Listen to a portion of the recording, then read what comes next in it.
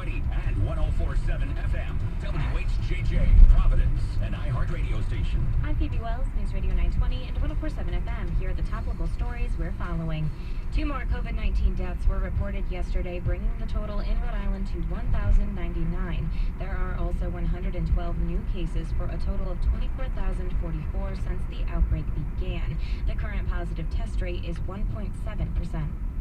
Providence College officials say they will determine the need to remain in remote learning mode by the end of the week. The college recently moved to remote classes due to an outbreak of COVID-19 among off-campus students. Some state legislators in Providence have asked PC to continue remote classes for the rest of the fall semester. They say they are concerned the outbreak is putting the health of residents in several neighborhoods at risk.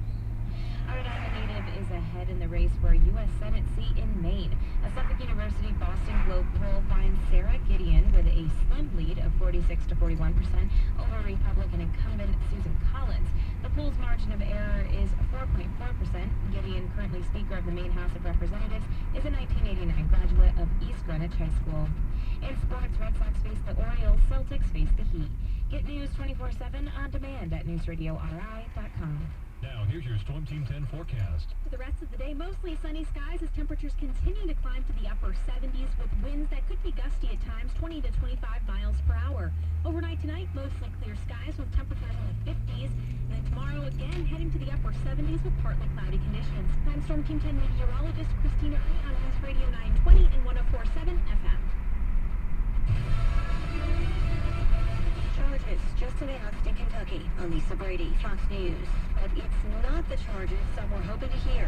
The police shooting that has sparked months of protests in Louisville. Fox's Jeff Manasso has more live. At least 3 officers face charges, though a grand jury only charging former Louisville police officer Brooke Kingston with 3 counts of wanton endangerment of neighboring apartments. In the shooting that also claimed the life of Breonna Taylor during a no-knock narcotics raid in March.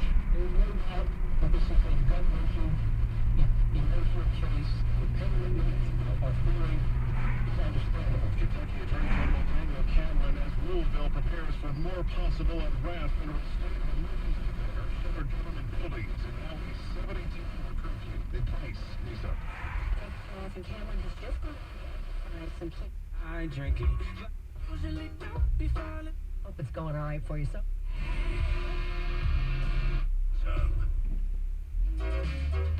Someone. Tomorrow night's my night too.